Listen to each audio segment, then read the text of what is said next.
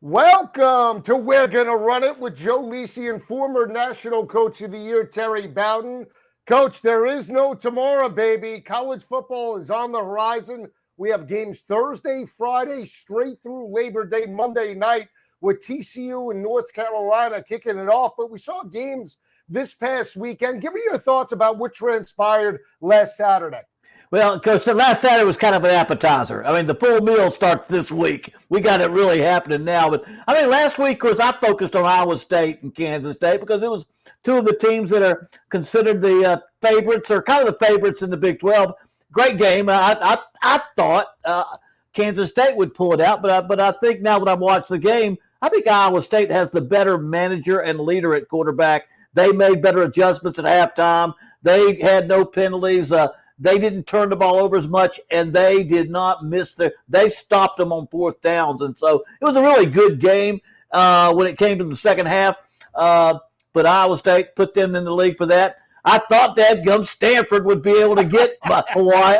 And they did play well. They did a good job, but Hawaii pulled it off. You said they would. They kicked the walk-off field goal to win the game, but it was a good, solid game. And Stanford needed the win, but it was a good win, a good game, and good fun to watch.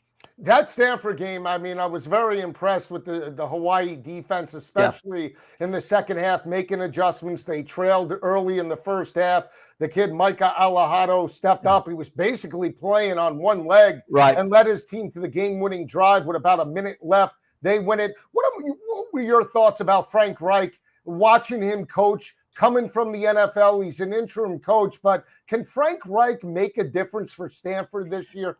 I've done a lot of thinking about that because, when you think of like a coach, an interim coach, they don't want him enough to name him as the full-time coach, and he's not even going to be in a position to apply for it. And you think, well, what do I got to coach for? We're just kind of here for a while. The coaches are staying in extended stays. Their wives are back home. But you know what? That's kind of a relaxed. You're relaxed. I think your staff can be relaxed. They know what the deal is there, and they can relax and focus on football. And I think if the players can buy into that and have it, they may get a few. I don't think they're going to have a winning season, but I think they can win more than 3 games. But it's going to be it's going to be good for the program. But the Luck, not Oliver Luck, but Oliver Luck. Oliver played with me in college. That's why I keep saying Oliver. He and I played together at West Virginia. But they've got a different plan for the future. But I think it'll be a chance for Stanford to stay stable. Those young men get some good games. They don't have enough good football players. Yeah, they're up against it, I believe. Yeah. In the ACC, they were competitive for the most part against the number in some games and wore down as the regular season progressed. I think what you saw transpire against Micah Alahado was that when the game was on the line, the still weak point of that defense was the secondary. He had success. We talked about it in the pregame that Stanford last year allowed opposing quarterbacks to throw for 280 yards per game. They allowed them to complete 66% of their passes. If they're going to win 4 or 5 games this year, that defense needs to get better. What I saw out of Iowa State, you were right, and you called the under. You said that it would be a lower scoring game, and you were dead on with that. The one thing I think that I saw is that Iowa State front seven, to me, played much better in run support than they did last year. Yeah. Oh, that's one of the differences in their team. They were much stronger on defense, and they made great halftime adjustments. They ran the ball so well in the second half. They attacked the right side of the line of scrimmage. It was just a great job with Matt Campbell, just doing a good job. That's why he's such a top coach. I coached against Matt when he was at Toledo, and I was at Akron. And you can recognize when a coach just has got it. And they did so many things right in that second half, established the control. The defense, I don't think other than the quarterback making some big plays throwing the football, I really don't think Kansas State really got much going. And they had good stats in almost all the areas, a little bit more than Iowa State. But you can't say they ever really were able to run the ball at will. And I think Iowa State did a much better job up front of stopping the run by Kansas State. When you look at Iowa State last year, they allowed 188 rushing yards per game. Kansas State's strength was they had a balanced offense. Rushed for 211 yards per game, threw it for around 221. But to your point, Avery Johnson in critical long third down situations time and time again, and that really won the game for Iowa State. Get off the field on third down, contain Avery Johnson for the most part, and that's why they picked up the W. Can Kansas State rebound now, big picture, because it is a conference loss? Can they regroup and potentially win 10 or 11 games this year, in your opinion? You know, they've got me wondering. I think the quarterback is a gazelle. He's an athlete, and yet they don't do enough with him in a lot of different ways that I think can utilize his skills. And then he didn't run tough when he ran for short yardage on fourth downs. He can run fast, but I don't know how tough he would run. But you know what? I'm just wondering now with that team that I saw, if they can win the conference. I think they're probably going to play a little better, that they have a better stretch, and they have done well in the past. But I think after watching that game and the way they were beaten by Iowa State, it makes me wonder if they can get back in the hunt to win it all. Yeah, there's some storylines, Coach, in college football. We'll get into a couple of them right now. The biggest one for me was the expansion of the playoff, right? We talked about the 12-team, now potentially 16 teams maybe next year. What are your thoughts overall? Because I'm a proponent of the regular season matters, right? Yeah. 12 teams. I mean, I don't want to see us go to 14 or 16. I wish we would have stayed at 4. Your thoughts about the expanded playoff this year and in potentially 2026? Well, I'm conflicted. I mean, I coached at Division III, II, 1AA. I have been a part of a 16-team playoff in a lot of different levels. And it's very comfortable. I mean, 4 teams, 4 games, and you work your way up. And and I'm not opposed to that. I can live with that. But I don't know how you have a conference championship and a 4-game playoff after that. I always thought you take the conference championship, maybe you have everybody get into some type of conference championship, and then get it back down so you don't have to have 16 teams. But it does get long, and it goes beyond. But I will say this. I always looked at it. It only gets long for 2 teams.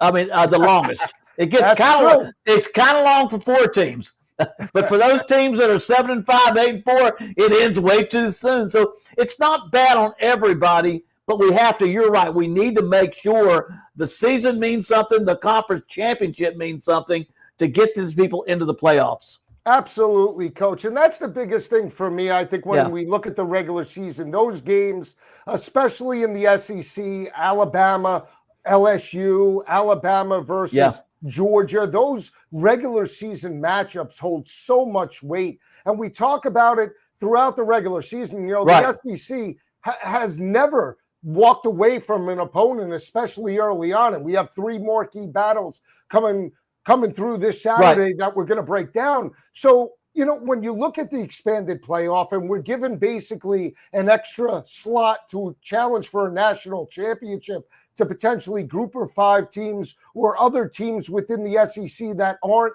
up on the same level, let's just say, as Georgia or Texas or Alabama or LSU, that's where I have a problem. Yeah. Well, the thing is, we every year we look at it and we make changes. I don't know that we're ever at the point where this is definitely the way it's going to go. I think you have to admit money almost controls everything. How much more money can we make? How many more games can we play? You know, even you see the SEC now committed to 9 games in conference just to give a more competitive schedule, plus Power 4 team on top of that. It makes for a tougher schedule, but I think still, because of all the factors involved, revenue sharing and NILs, money controls and money matters. And we're seeing that as we're talking to extend the games. I remember back when I left Auburn and went into broadcasting at ABC, we had a championship game. Remember, we had the bowl championship series, and they said, "Oh, we can't take football into January. It makes it into another semester. Education's got to come first." Well, that went out the window a long time ago, you know. And so it's still, we've got to make our regular season critical. I do think it's still there. I do think there could be still changing. We may see the 16-team playoff, but we've got to make sure that every game in the season counts. And I think so. I mean, even in the SEC, I think you can get into the championship in the SEC with 3 losses. I think you could very well see a 3-loss team in the playoffs in the SEC. I don't think you'll get there in the ACC or the Big 12. It's possible. Remember the year with Gus Malzahn, we were potentially talking about a 2-loss Auburn team. Remember they squared off against Georgia in the SEC championship. That was going to be the year because of how well they played throughout the regular season. We'll see, exactly what transpires. I mentioned the 3 big games. I also mentioned at the top of the episode, Coach, that you're a former National Coach of the Year. Your first season in Auburn out in 1993, you were undefeated, right? But you were on probation. Couldn't win a national championship. Well, guess what?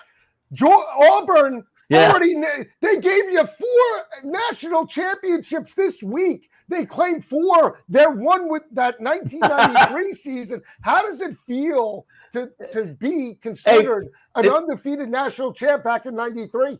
I feel like one of the golfers that just won one of the majors. I feel like I've now got my major. I'm still part of the elite because I've got a national championship. You know what I'm more interested in?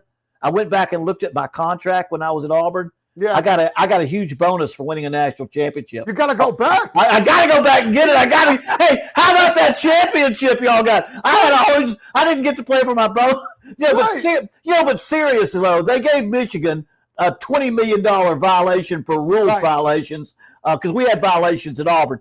But the team I coached didn't violate any rules, and they said, "Well, we're going to be punished for what the previous teams did." That's exactly opposite of what they said about Michigan. They pretty much got caught cheating, stealing signals, and it affected the games. And yet they said, well, we don't want to hurt the future players. Well, you don't hurt Michigan by charging them $20 million. That's like $20 million. That's how much a championship costs. Take away a championship, take away the national championship. That hurts a lot more than that kind of money to a top team. Yeah, absolutely. It's a slap on the wrist for Michigan. A couple of years ago with Jim Harbaugh. He's now on the NFL of coaching the LA Chargers. So you're right. I mean, at the end of the day, they got the national championship, and that's all that matters. It really does set, I want to say, a precedent that's not good in college football, especially when the NCAA says that they're really concerned about student athletes. It's basically saying cheat at all costs, and you're going to get a slap on the wrist, right? Yeah, but you're cheating a lot of people. I mean, now that I'm not coaching anymore, and we've got a lot of people that listen to us that wager on games, and it's legal to wager on games, and I don't feel so good when I've got a fair bet out there and I find out the other team cheated, or they could read the other team's signal. Don't tell me that doesn't change a game. If my defensive coordinator knows whether you're going to run or pass or run inside or run outside, that changes the game, and it changes it for everybody. And I just don't think they did enough to say, hey, men, y'all do that, you're going to lose your wins, you're going to lose your championships, and your money. Was it as common as they said? They said that Michigan and other former coaches have come out and said, oh, it's commonplace throughout college football. Oh, no. No, it's common. We all know we can steal plays. We get TV copies. I was an analyst at Clemson. All I do is watch TV copy after TV copy to see if I can pick up a signal on live TV. You're not allowed to go to games. Everybody knows you can't send somebody to the game.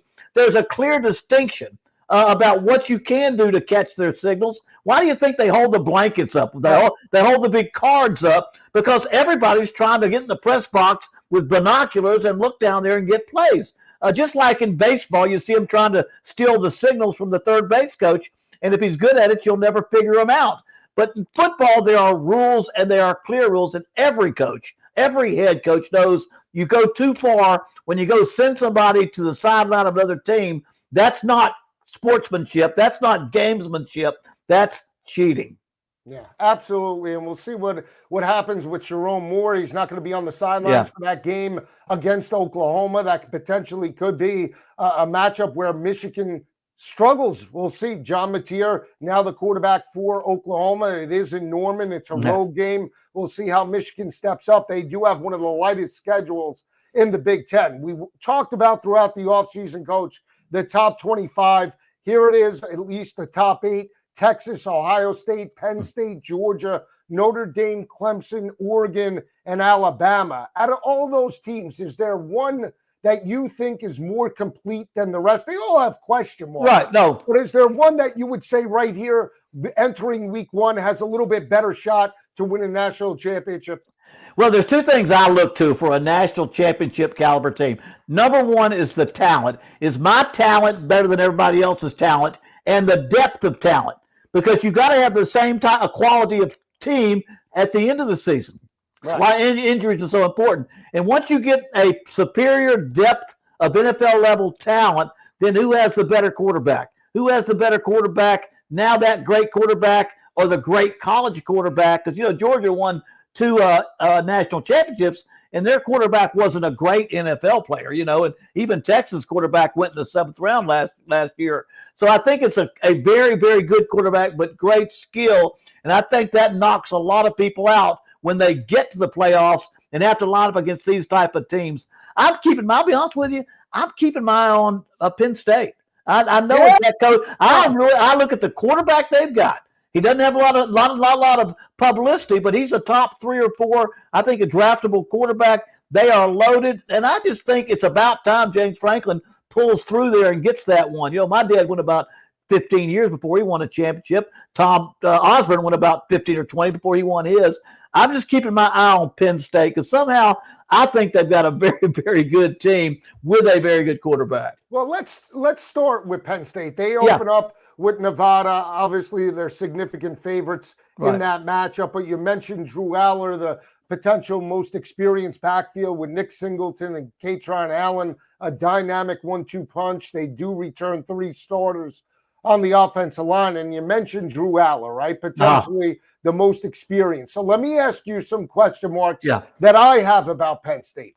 I backed Penn State in recent years. I think James Franklin, dating back to his days in Vanderbilt, was a very good head coach. I thought that Sean Clifford, his former quarterback, was a little suspect. He wasn't up to par. And then Drew Aller came with all this hype. But then you look at the college football playoff loss to Notre Dame. Doesn't complete a pass to a wide receiver, right? You look at the loss to Oregon.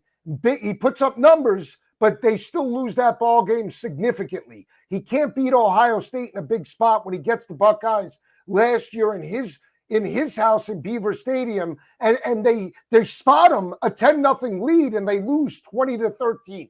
So is it easy for a senior or an experienced quarterback and James Franklin to overcome all of that negativity?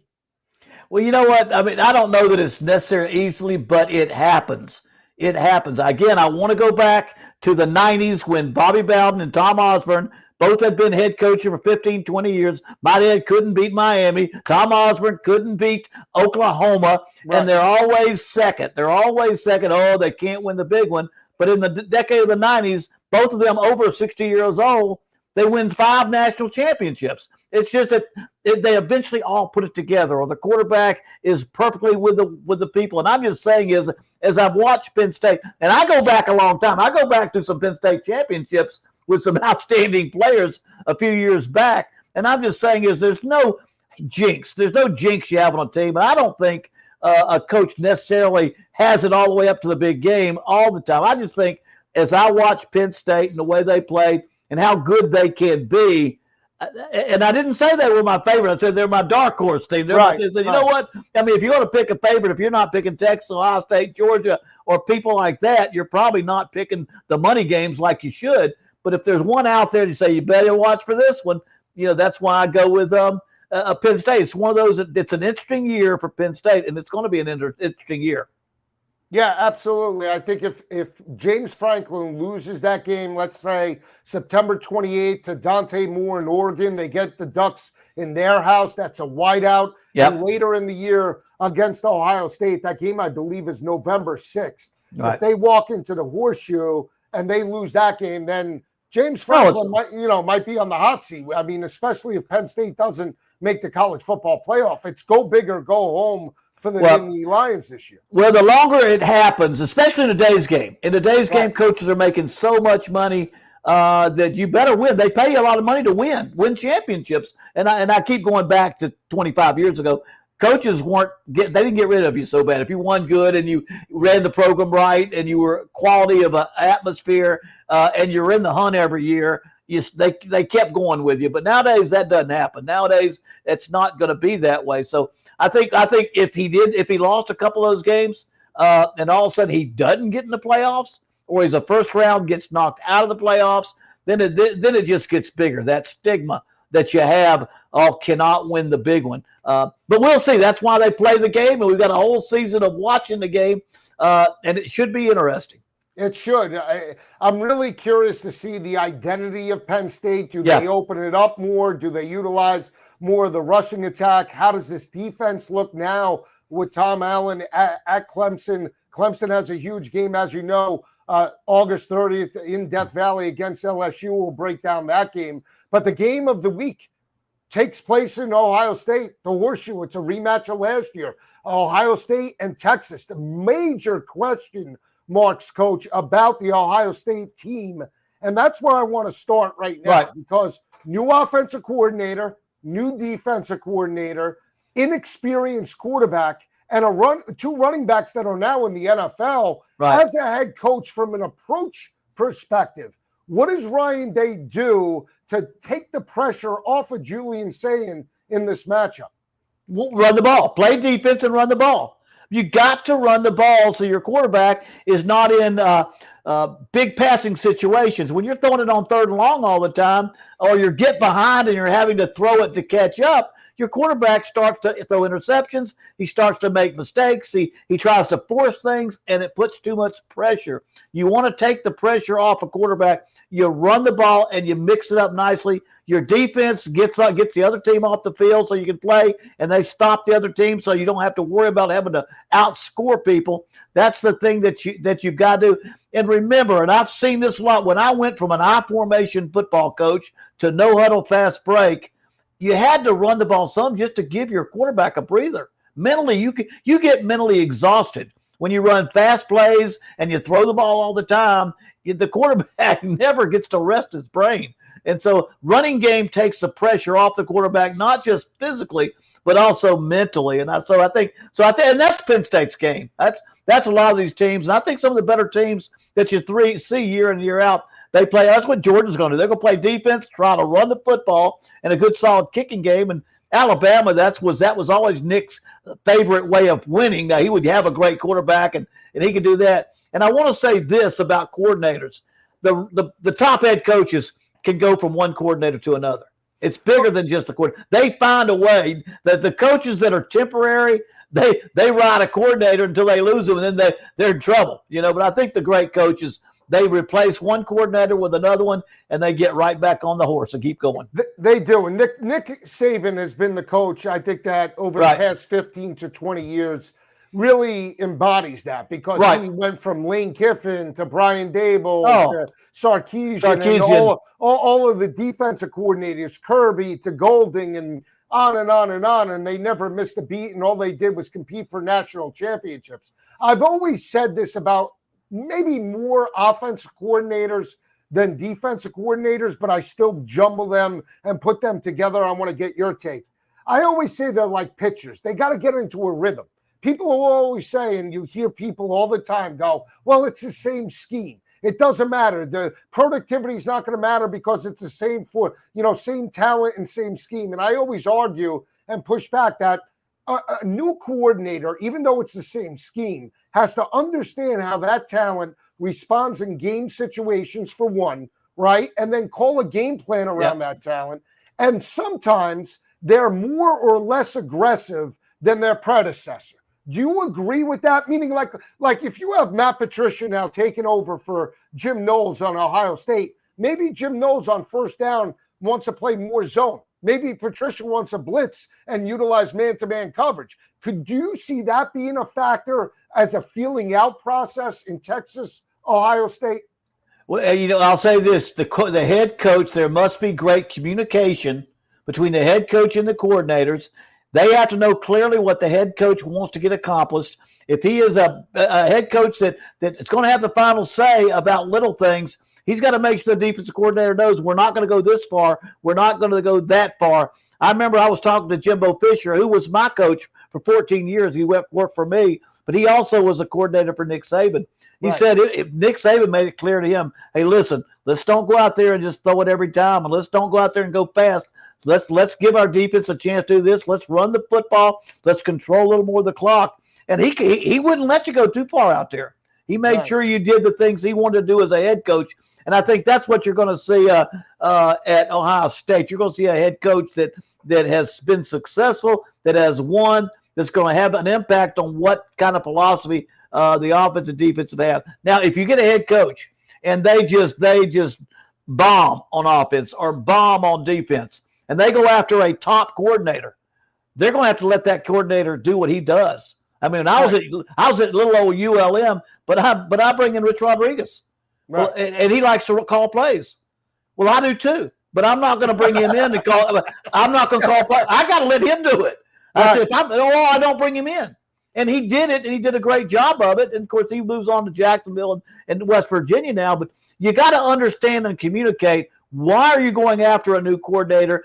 Do you need to change your philosophy, or you just got to replace the coordinator? And then you've got to figure out which one fits into that, because I don't like it. If we're doing good on one side of the ball, I try to promote from within if I can. If I got a great defense, I'd like to promote from within if I've got one there. It's kind of like in the Army where they say the second in command better know everything that the guy in command is doing. Right. When I've got a great defense or great offense, I want my second in command to have a good feel for it. And so I don't have to go out if we're doing things just right. But on the other hand, if you got a great coordinator, they don't pay you tons of money to go out there and have a second-rate staff. You got to go out there and get a great staff. And really the fans get kind of worried if you don't pay a lot of money for a coordinator, because they think that's what makes him great, if you got to pay a lot of money. So it all kind of goes out there together. Do you think Ryan Day, with Patricia coming from the NFL, coming to college, to a coach that just won his first national championship, could there be any friction there? You know, because Patricia coming from Belichick and that, you know, the Patriot way, he was a former head coach at Detroit. And even though he's a sophisticated play caller, now coming to Columbus, where the expectations are through the roof, right? For Ryan Day, it doesn't matter. It's go big, go home. Could there be any friction potentially that plays out? It happens. It happens, and it happens probably more than people think. And I've had it happen to me.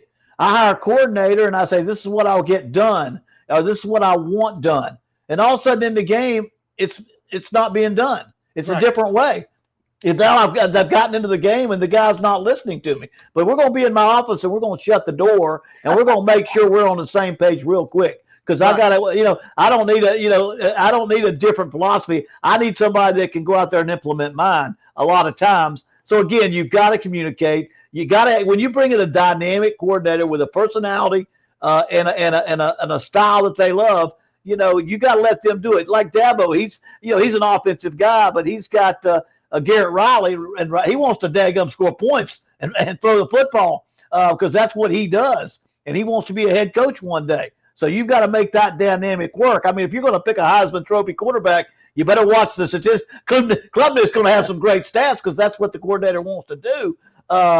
And so, you got to have great communication because you can get off track. And if you're a head coach, and I say this again, the head coach of the great ones, the head coaches that last from one decade to another, from one coordinator to another, they have input offensively and defensively, if no more than say, hey, listen, this is the kind of, I want to make sure you do this or do that. It's all yours during the game, but let's make sure that we're doing this or we're doing that, and we don't let this or that happen. When you look at the advantage potentially with Arch Manning going up against Ohio State's defense, and we see Arch now the front runner for the Heisman. We know that they're the number one team in the nation.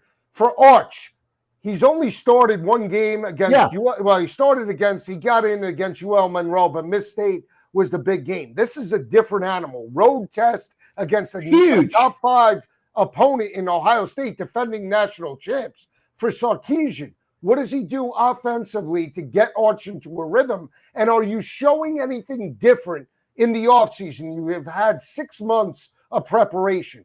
Does he throw in a new wrinkle that maybe Patricia and Ohio State haven't seen before? No, I think you always have a chance to throw in a couple of new wrinkles without confusing the quarterback. Those wrinkles may be blocking schemes, maybe personnel groupings, things that the defense didn't prepare for at all. So you might win a couple of series by doing that when it won't hurt the quarterback. But I think you're right. I think you've got to understand he's got to run the ball, take pressure off this quarterback because, again, Arch Manning, the hype is so big. Everybody's picking him as a Heisman favorite because of how his name. Now, he is a good football player, but face it, he was a backup to a quarterback that was the last quarterback taken in the draft in the 7th round. And he didn't beat him out for a starting position. And he still backed up and has only started one game. So you've got to be real careful how you handle Arch going into this game because he could be an outstanding quarterback and he can lead you to a championship and not be as good as his Uncle Eli, his Uncle Peyton, or his grandfather Archie the First. And because he comes from a great line of quarterbacks. Now, I'm not saying he won't be. I'm just saying is give him a chance to be a good, solid quarterback and don't put too much on him early. And then remember, he didn't play behind the number one guy taken in the NFL draft. He played behind a guy that everybody thought was going to do that. But when it came down to actually having the ability, the NFL said, no, he's not that level. Yeah, we'll see exactly how Arch in Texas plays. They're right now, I believe, a 2.5-point underdog. Last time I checked, that total is fluctuated. What do you get out of Ohio State? Coach and I will be on later in the week breaking down that game as well, and we'll give some picks in that matchup. The other game that has huge implications for a number of reasons, and we'll dive into it, is the LSU-Clemson game, right? When we look at both of those teams, and we look at LSU, and we look at where Brian Kelly is and that program. You lose 3 straight, week number 1. Garrett Nussmeier, now a second-year starter. On the flip side, Dabo makes it to the college football playoff. They win their ACC championship. And you see both of these teams right now with 2 of the top quarterbacks challenging Arch in Cade Klubnik and Garrett Nussmeier. I mean, this game could be 60 points, 70 points that plays out in South Carolina Saturday night. It very well could be. And both teams have improved on defense now. These teams really mirror each other. The records may not be the same because one team's in the ACC and the other's in the SEC, and that changes everything. That changes everything about your record and what you can accomplish because the competition is so much harder. But I do think this is a 2 teams that are very similar, much better improvement. Blake Baker, a coordinator they brought in on defense last year, that's now getting to where he wants to be. You got Tom Allen on defense, a new coordinator that is going to put them where they want to be. They say it's the best talent they've had at Clemson since their national championship team. Both quarterbacks look to be high in the draft because of their talent level. And they both play in Death Valley, but we're playing in Clemson's Death Valley. But you know what? I think Klubnik is going to be just a little bit better than Nussmeier based on the coordinator and what he's doing with him. I think the defense at Clemson is going to be just a little bit better. And then the home field advantage. Like I say, I was there coaching as an analyst for 2 years. It's like Baton Rouge and like Death Valley and Baton Rouge. It's an extraordinary place to play. All that being said, the difference is still only 2 or 3 points. You know, all that being said, they're so close. 2 or 3 points. If somebody pulls off a turnover, if somebody makes a big play, it could change all that. But right now, I do have Clemson because they're at home and a little bit better in all those areas. I do see Clemson covering the spread and getting this game.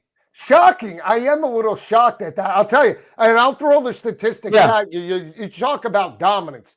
70-5 at home in Death Valley. That's Coach, 933 winning percentage. That's amazing when you just think about being able to win at home. Now, 2 of those losses did come last year to South Carolina and Louisville. So that is where you say, okay, is this team as dominant as they were from a defensive perspective? And that's what I want to ask you, because we talk about how dominant Dabo has been. 180, 47.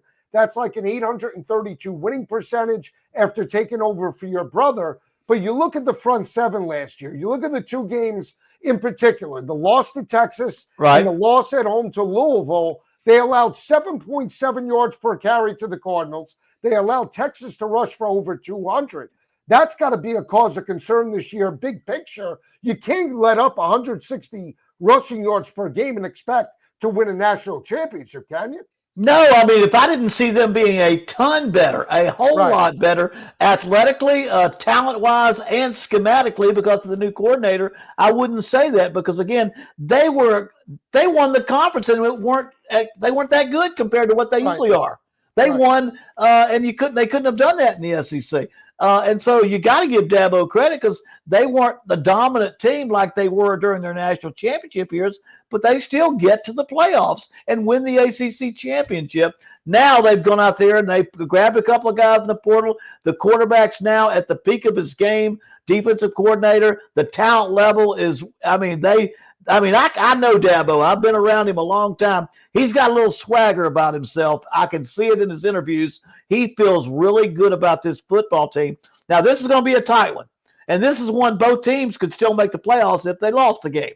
But this is one I can see. He feels like he's got a special team, and he's going back. And I'm not getting to the entire season, but I can see them running the table going 12-0 and playing Miami. I see 12-0 and playing Miami in the ACC. Who's going to beat them? Who's favored over them? No. You're right in the ACC. I agree with you. They get this game. This is their game right now. Yeah, this is it. They don't play Miami, South Carolina might get them at the end. I promise you that will be tough for them to beat that game. I can't see Dabo losing twice to them, but I'm just saying as I look at the schedule, when I think about Heisman. When you think about Archie Manning, why would Klubnik have a better chance to win it? Because one, he can have a better record in the ACC than Archie could have in the SEC, and the Heisman is picked after the season, but before the playoffs, before the championship. And so it's all going to be, I'm seeing after that dadgum ACC championship and Clemson can beat Miami if they do, I can just see the votes going that way. And then Arch taking his team through the playoffs and going on to that. But that's just the way this schedule goes and the way the offensive coordinators think and the schedule that they play. And you know what? And I did not say Clemson's going to go far in the playoffs. And they might. And they might. But I do look at their schedule and say, son of a gun, that daggum Dabo is going – he going to be 12-0 going into the ACC championship. Wow. And that's going to be that, and that's going to be for the Heisman Trophy. Maybe both quarterbacks. Well, we'll see, because here's where I disagree. I do believe in Garrett Nussmeier. Now, I do too. To your point about this game, I believe from a psychological perspective, depending upon margin of victory. If it's a 3-point game or goes down to the fourth quarter, then I think both teams, no matter who loses, has a shot. But psychologically, if one of these two teams does, let's just say, lose by double digits, 10 plus, 13 plus, potentially they have the opportunity to maybe go off the rails, just the way Florida State did, where they got knocked around by Georgia Tech. They were like, it was almost like the Mike Tyson effect, getting knocked out by Buster Douglas. Let me add something to you, because you make a great point there. If you get knocked out, you got Brian Kelly, who has not won his opening game since he's been there.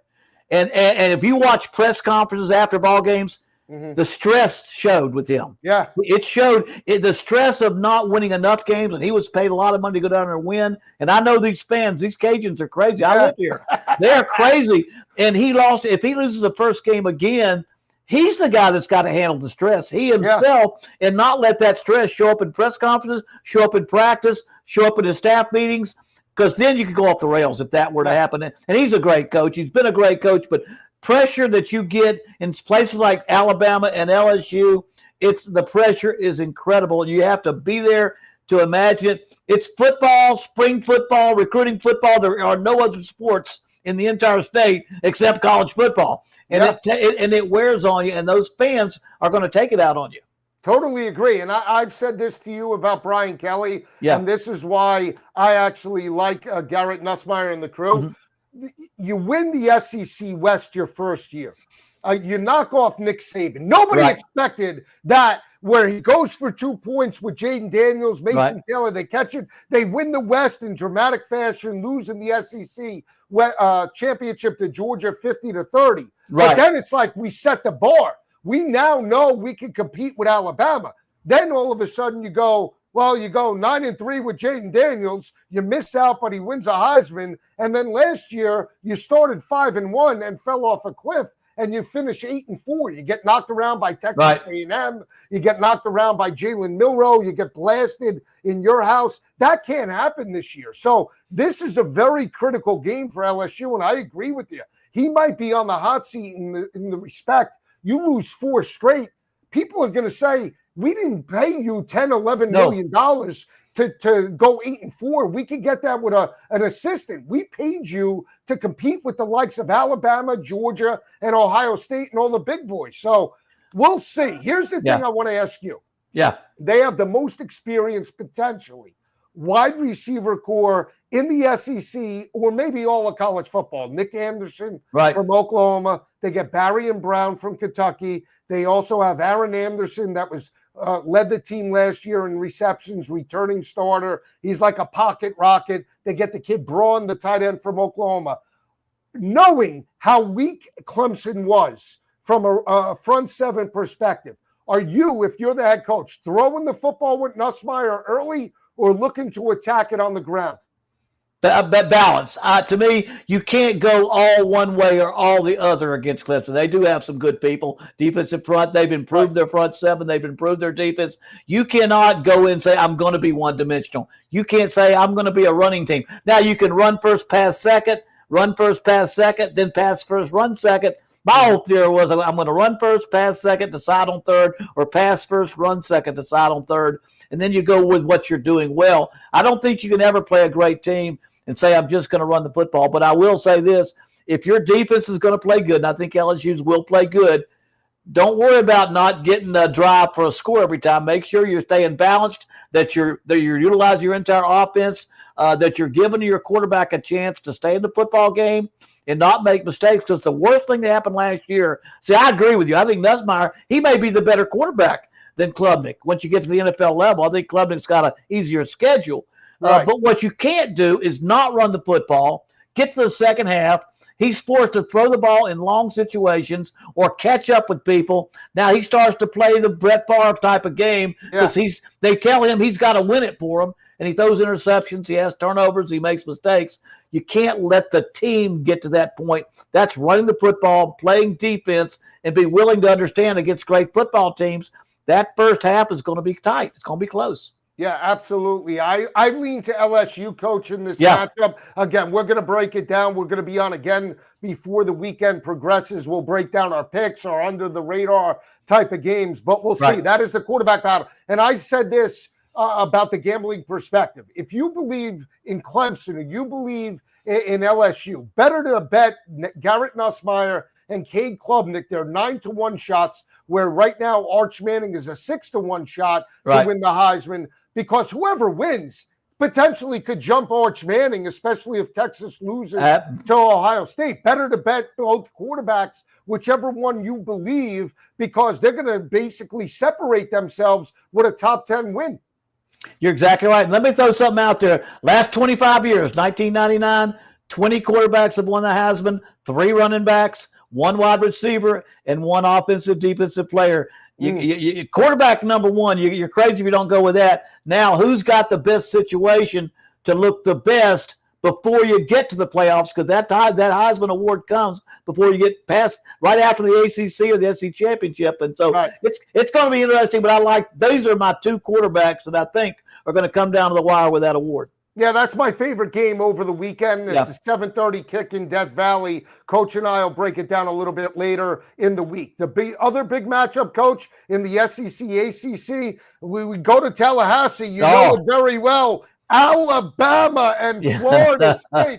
I mean, could Thomas Castellanos talk anymore? This kid better step up Saturday afternoon, because he's talking a lot entering this matchup. They're 13.5-point underdogs to Ty Simpson in Alabama. Well, you know what? It was almost a breath of fresh air, to be honest with you, that he was talking it up, because they were so dejected. I've never seen a team look so down or unenthusiastic or uninspired as they got last year. And if there's a knock on Mike Norvell, his quarterback, it just went south on him. But somehow you got to keep the rest of the team together. They all blew it. They all lost it on the entire team. Now this quarterback, and I'm gonna say, when you talk about Florida State, you got to talk about Gus Malzahn and the quarterback, because you got a dual threat quarterback with a coach that can run an offense, a very effective offense. That's going to be very, very interesting. They could get real good offensively real fast if Tommy Castellanos and Gus Malzahn click together and work that offense together. But again, they're playing Alabama, and I mean Alabama to me, they're top 4 or 5 in the country when it comes to who can possibly win a national championship. And so right. I think, to me, you know what, Florida State needs to just get better. They need to somehow get out there and win 7-8 games this year. I've said along the drive back to where they were is not a 1-year deal with FSU. I mean, going 13-1 to 2-10 is a once in a lifetime, once in a generation flip. Going back to 13-1 would be 2 generational flips in a row. I just think they're going to be able to be better. I think the quarterback coach, offensive coordinator relationship is going to be critical. But I think Florida State is in for I think Alabama, and because DeBoer he caught heck too. That's a whole other story. I think he'll go in there on fire. The quarterback's been waiting his turn. I think they're loaded with talent, and I think he's got the offensive coordinator that he wants at Alabama. And I think this game will be close because of the way FSU is going to play first half. But I see 14, 20, 17-point win by Alabama. Let me ask you this, because Brian Kelly squaring off against Clemson and their new D coordinator, Tom Allen, said he wasn't looking at Clemson film. He was looking at Penn State film to see how Tom Allen attacked certain types of schemes. So when you look at this matchup and you have Gus Malzahn, is Kalen DeBoer in Alabama breaking down Gus Malzahn at UCF? Are they going deeper than that? What is the coaching staff looking at? Because this team looks completely different in Florida State this year than it did last year with DJU at the helm. Good question. It's all Malzahn. I guarantee it. They're studying nothing but Malzahn, especially what he's done at different programs. Because if he's doing the same thing at different programs, that's what's going to happen now. Mike Norvell didn't bring him in after last year's season and everything going south to say, okay, Gus, why don't you do what we do? He's going to do exactly as Malzahn does. He's going to let him run the whole show because he has to. He's got to win. He's got to win his fans back. He's got to win his players back, and he's got a coach and a quarterback that go together. So I don't think if I'm Alabama, I don't watch FSU last year, except maybe the individual talent of a right guard or the individual talent of a tight end and blocking scheme of this or a defensive rush of a certain guy. But I think from that point, you go out there and you study Malzahn and what he's going to do, because and he's played against Alabama a lot. As they against Alabama, they have the Alabama film against Malzahn. Malzahn knows what he likes to do, and they'll be able to have plenty of film of what he does from UCF and from Auburn and all the way back. When you look at the program, your father took it to an elite level like no other, right? He brought it to the pinnacle. Jimbo brought a national championship home during his tenure, and seeing where the program is now, right? I was a big backer of Florida State, undefeated, winning the ACC. I don't care if you judged as the ACC a couple of years ago as being less than some of the other conferences, but they deserve to be in the college football playoff. Absolutely. Texas and Alabama and that type of situation was complete disrespect. That's one side of it. But knowing where the program is now, coming off a 2-10 season, the only FBS opponent that they beat was California, and they were on life support because the kid missed a field goal with 30 seconds left in that matchup. If Mike Norvell goes under 500, who's a potential suitor there? I mean, this is unacceptable in Tallahassee. Do they turn to a coach like Dion or another big-name head coach to get this program back on the pinnacle? You know, I'm going to say it because I know a lot about Florida State and their financial situation. They've got a lot of money invested in Mike Norvell, and they did it because they believe in Mike Norvell, and I do too. I think last year was an anomaly. I don't understand how you lost everything. It seems like everything fell apart. That one concerns you. And if it went real south, it went to less of a losing season, they may cut their losses on this thing. But I do feel like they're going to get to the 7 or 8 level, and the fans they don't want to hear that right now, but by the end of the year and they're going to a bowl, any bowl, they'll say this is a lot better than last year. But if it were to go south, and it couldn't, and I don't see that. They didn't lose all the talent completely. They didn't become a program that doesn't have anything. And he does a good job recruiting in the portal and bringing in good players. I do think if he went 5 wins, I think what you said is exactly true. I think people are meeting around in back rooms talking about the future of the program. But I do think that he'll get that thing straightened out and that they will have a turnaround year halfway to where they want to go, because you don't drop that far off and get right back instantly. I don't think you do. Not very rare does that happen. And Alabama's not the team to get it all turned around against. Play hard, play tough. Don't quit. Whatever happens, do not quit. And if you're close in the first half, which I think they will be, and Alabama kind of pulls away 10 to 14-point lead after that, I think you're going to go away with your heads held high. Yeah, we'll see. Exactly. That's a 3:30 kick on Saturday afternoon. Game is in Tallahassee right now. Alabama, a 13.5-point road favorite. They don't have Jam Miller. He's out with a broken collarbone. Will miss about 3 to 4 weeks of action for Alabama. But Ty Simpson, coach, takes over for Jalen Milroe. And you and I talked about Ty Simpson and his progression. Last year, he rushed for 8 carries, 55 yards, a touchdown, completed 56% of his passes. But he's taken over for Jalen Milroe, a quarterback that rushed for 20 rushing touchdowns last year. I mean, can we expect that type of performance with this offensive scheme, or is he the guy to potentially elevate this team to a national championship? No, I think he fits more what Kalen DeBoer wants to do, and he brought his coordinator in Grubb in from Washington. He's going to run the offense. I think Ty Simpson will fit the style that they want. You know, he's waited in his wings. He's gone to Alabama. He has not jumped in the portal. He's been a backup. He's waited his turn.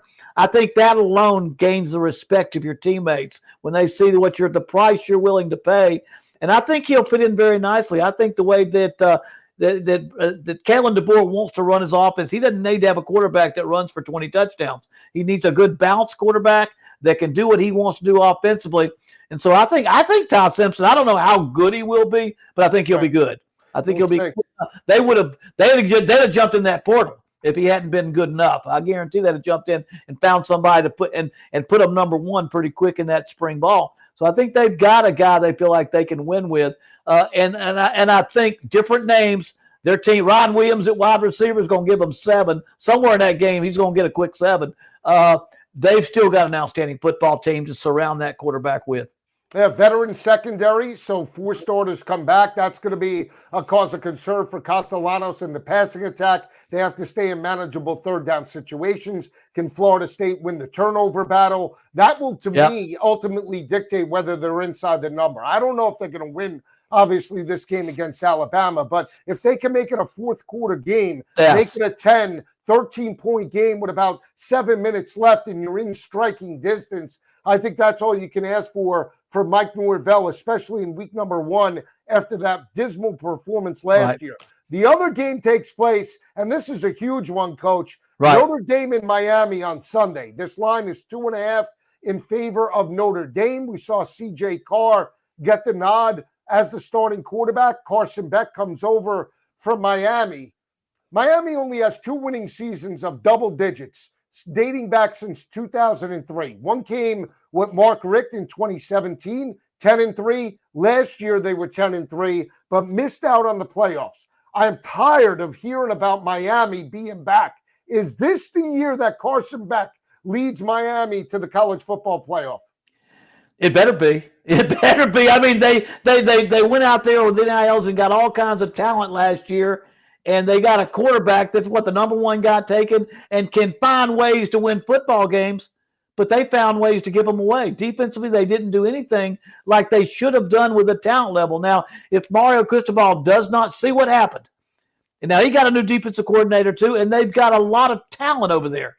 And then they went out and brought in a Carson Beck, a quarterback that's 24-3 as a starter for Georgia. A lot of experience in a tougher league to lead them again.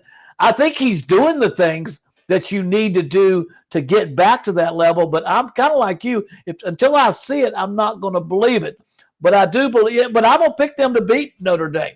I'm going to pick them to beat Notre Dame. I think, it used to be a big factor. When I was down south and I played a northern team, the first game of the season, it was hot. And they played Hard Rock Stadium, but it's still open. And it's still going to be humid and hot. And I just think that could be a factor in just the fatigue that sets in a game like this. But I do think Carson Beck's experience, C.J. Carr doesn't have that experience. I think Notre Dame going to play tough defense. They're going to Jeremiah Love. If you had a dark horse to win the Heisman, that different guy, it'd be Jeremiah Love as a running back. If he went for 1,600 yards, he had 6.9 last year. The receiver, Jeremiah Smith, the receiver at Ohio State. Those are the two dark horses that play a different position. But Notre Dame's going to run that football if they can and control that ball and let them play defense. I'm more concerned, will Miami walk out there and from down one show us that they have made a decision to play great defense? They've made the commitment. We've got to see that because I think they've got one of the best offensive lines in the country. One of the best NFL-level offensive lines in the country. They do have a veteran quarterback. They've got receivers they lost some, but they got more back. They've got talent, the talent level to compete and beat Notre Dame if they play their best, even though there's a slight underdog. I think they're going to go out there and make that move. That's why I've got, like I said before, Miami playing Clemson in the ACC championship. Wow. Because they don't play each other during the regular season. Right, and Miami and Clemson for years, dating back to the Jacoby Ford, C.J. Spiller days. I remember that matchup with Cullen Harper, the former quarterback, and they went toe-to-toe in South Beach. They had some great games throughout the years, the Hurricanes and Clemson Tigers. We'll see if both of those teams can get there. I want to bring up two factors to you because I look at this game a little bit differently, and this is why I love it, Coach. I lean a little to Notre Dame in this matchup, and I'll tell you why, and I want to get your coaching perspective from this. So if all things are equal, let's say offensive line, defensive line. You said Miami has the edge. We'll give them the edge. But I believe the better defensive coach is Marcus Freeman and knowing what they were able to do. So I feel like the defense will be there.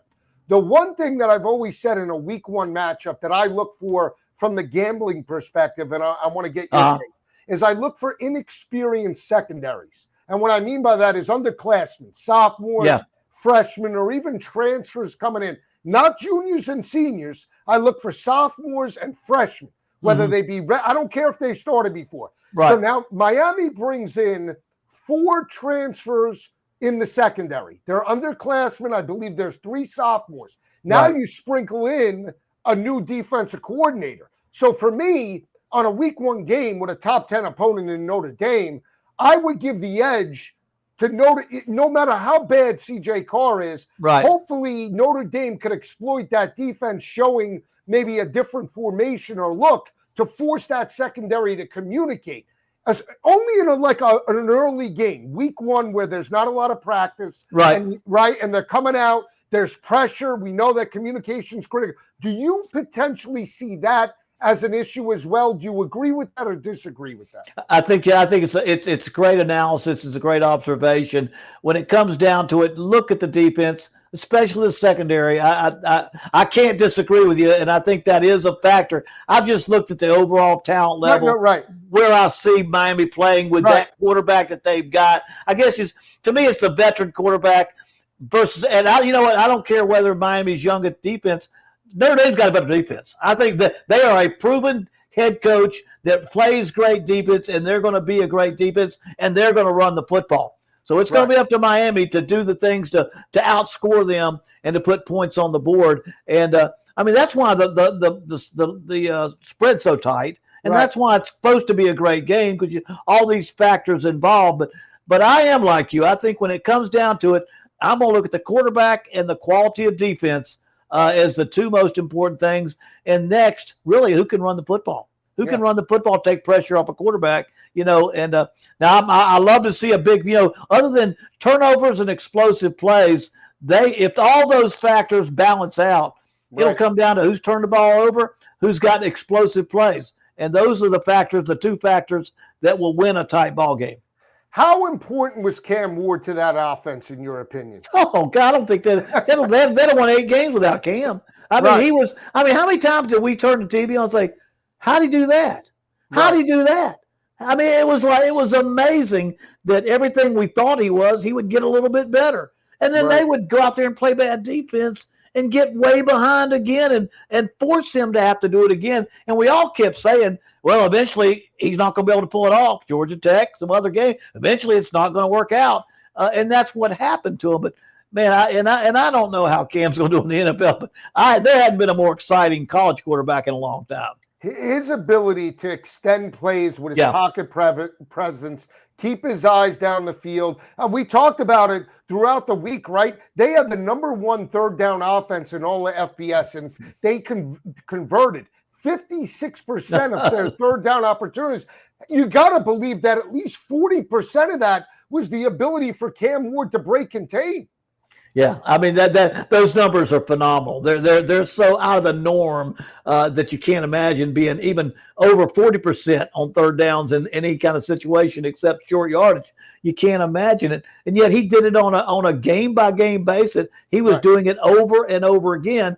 And again, and we talk about quarterbacks. You don't have to be a great runner, but have great feet. I don't know how fast Cam is, but he had such great feet control, great feet movement, and ability to avoid rush and to bounce around and flip out. He just had that great sense of quick feet, good feet. Don't know that he'd win a 100-yard dash with some of these. Some of these quarterbacks are north and south runners. They're gazelles, but they can't avoid the rush. They can't avoid the pile up, and they get caught up in it. And but he had a different level. It will be interesting because that's not Carson Beck. He's got to dump it to somebody. He's got to have a running attack, and he's got to be able to dump it. Now, he will make great throws, and he'll be calm in the pocket, and he'll do a great job, but he's not going to go out there and scramble around like Cam Ward did and make plays that way. They've got to make sure, again, that they have an offense that has them a dump off, a tight end, or somebody underneath hooking up, and give him choices because he'll have the ability with his experience to hit first receiver, second receiver, and the outlet. So he'll have more ability to do all that to extend plays. Absolutely. And Coach and I are going to be breaking down all the top 25 battles as the week progresses. We'll be on at least one more time before the weekend to get you prepped and ready for Coach Bowden. I'm Joe Lisi. Have a great day, everyone. We'll see you next week.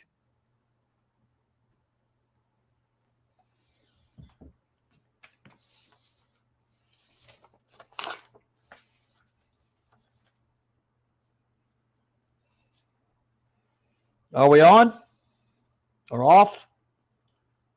Joseph?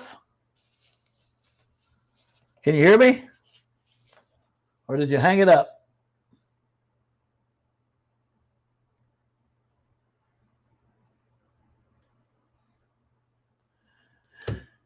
All right, Joseph.